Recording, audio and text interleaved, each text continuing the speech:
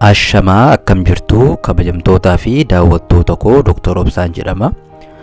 Faayidaa wal-qunnamtii saalaa namni hunduu ni beeka jedheen abdii qaba. Wal-qunnamtiin saalaa mi'aawaa ta'e jaalala qabbanaa ho'isuuf mana diigame ijaaruuf faayidaa guddaa qaba.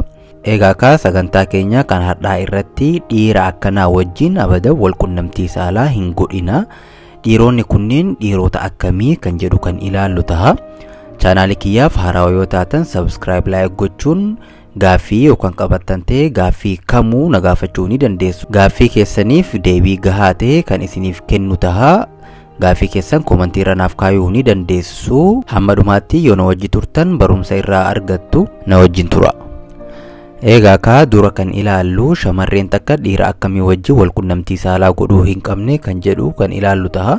Inni dura dhiira qaama saalaa isaa fuudheetumaan akkuma dura wal-qunnamtii eegalaniin qaama saalaa isaa fuudhee ishii keessa seensisu dhiira akkasiisa wajjin abadan wal-qunnamtii saalaa hin godhina. Yookaan akka inni amala kana sirreessu wajji mari'atuudhaan waan kana hiikuu ni dandeessanii dhiira hin dhageenyee fi wanta kana si hubatuu hin dandeenye wajjin garuu wal-qunnamtii saalaa dheeraa yookaan of duraaf isa hin hawwinii isa wajjinis wal-qunnamtii saalaa irra deddeebiin hin godhini. Sababbiin isaa dhiirri osoo qaama kee istiimuleet hin godhin yookaan qaama kee qaqqabee wal-qunnamtii saalaatiif qophii osoo hin godhin dhiirri tokko wal-qunnamtii saalaa yeroo eegalutti shamara takka yookaan jaallee isaa wal-qunnamtiidhaaf akka isin reedii taatu godhuu qaba. Maaliifi kuni uumama shamarreen takka fedhiin ishee akka dhiiraatti sakandii 5 fi sakandii 15 keessatti fedhii wal-qunnamtii saalaa argachuu hin dandeessu yookaan qaamni ishee yookaan qaamni saalaa ishee wal-qunnamtii saalaatiif reedii hin ta'u. Kanaaf abbaan manaa ishee yookaan jaalleen ishee akka ishee reedii taatuuf isee tuttuquu fi isee qaqqabuun barbaachisaadha. Akkuma kana dura isiniif himetti dhiirri tokko wal-qunnamtii saalaa osoo hin eegalin jaallee isaa ganama yeroo hirribaa ka'anii eegalee yoo halkan galgala wal-qunnamtii saalaa godhuu kan fedhan ta'e akkuma ganama hirribaa ka'aniin ishee dhungachuu, ishee hawwisiisuu, jechoota gaggaarii fayyadamuu fi akka isheen isaaf qophii taatu ganama yeroo hirribaa ka'an irraa akka isheen reedii taatu. Amalli shamarranii addaadha. Shamarran baay'ee tirii ta'uu fedhanii. Kanaaf jaalleetee sirritti wal-qunnamtichaaf isee qopheessuu fi egaa siree irra kuurtanii boodas tapha siree duraa sirritti mijeessuu fi akka isheen fedhiidhaaf kakaatu godhuun baay'ee barbaachisaadha. Kana jechuun ishee dhungatuu fi qaama ishee tuttuquudhaan akkuma kana dura isiniif hime harma ishee, dugda ishee akkasuma teessoo ishee susukkuumuudhaan akka isheen fedhiidhaaf yookaan akka isheen wal-qunnamtii saalaatiif qophii taatu godhuu ni dandeessu. Wal-qunnamtichaaf akka isheen qophii taate akkamitti beekuu dandeenya kan jettan yoo ta'e kuni salphaadha. Inni dura qaamni saalaa ishee ni jiidha. Jiidha gahaa argata.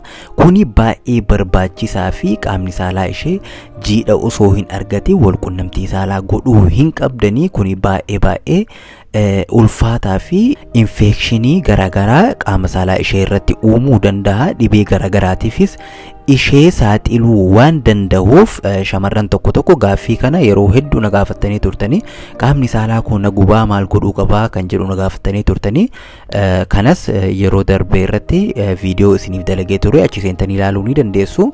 Sababbii qaamni saalaa keessan isin gubu keessaa inni dura osoo qaamni saalaa kee qophii hin ta'in qaama saalaa isaa kan kee keessa yookaan seensisu ta'e dhiirri tokko yookaan abbaan manaa yookaan jaalleen kee osoo qaamni saalaa kee reedii hin ta'in yookaan jiidha gahaa hin argatin qaama saalaa isaa useetumaan fuudhee kee keessa kan seensisu yoo ta'e wanti kun infekshinii sirratti uumuu fi si gubuu danda'a. Yeroo fincaastus baay'ee si gubuu fi si rakkisuu danda'a. Kanaaf wal-qunnamtii dura shamarreen tokko qaamni saalaa ishee jiidhuun baay'ee barbaachisaadha.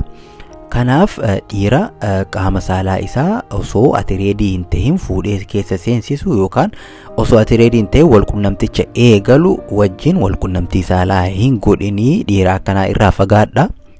Inni lammaffaan dhiira qulqullina hin eegganne wajjin wal-qunnamtii saalaa hin godhina.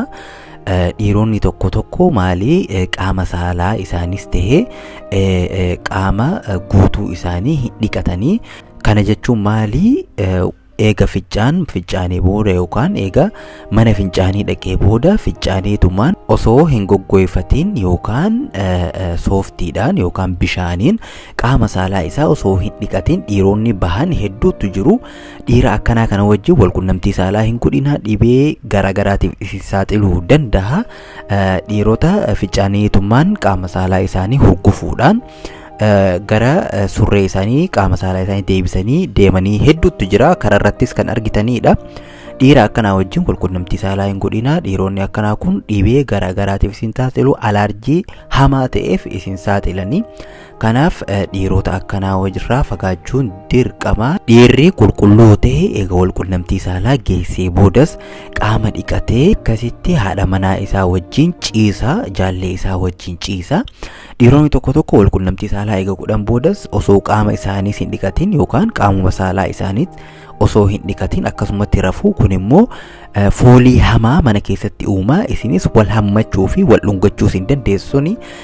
Shamarran dhiira akkasii na amanaa, shamarran dhiira akkasii hin jaallatanii. Maaliif eega wal-qunnamtii saalaa gootan booda qaamni keessan ni dafqaa. Dafqi sun immoo qaama keessan irratti hafaa. Kana malees qaamni saalaa keessan yeroo wal tuqutti fooliin addaa waan uumamuuf fooliin sun mana keessattis foolii hamaa uuma, qaama keessan irrattis foolii hamaa waan uumuuf eega wal-qunnamtii saalaa geessanii boodas qaama dhiqattanii isin lachuu yoo danda'ame wajjiin dhiqataa, wal dhiqaa, akkasitti wal dhungataa. Yoo mana fincaanii baatanii wal hammattanii raftan hedduu shamarran waan akkasii kana hedduu jaallatu. Fayyaa keessaniifis baay'ee barbaachisaadha. Qulqullina eeggachuun dhiironni kaalsii akkasuma immoo paantii keessanis dhiqachuu fi kopheen keessanis yoo danda'ame akka foolii hin qabaanne gochuun shamarra takka akkasi jaalattuu fi akka isheen bakka guddaa siif qabaattu fedhiin isheellee dabalaa deema malee fedhiin isheen siif qabdu yoomuu du'aa hin deemu. Kanaaf dhiironni yoo dandeessan qulqullina keessan eeggachuun baay'ee barbaachisaadha.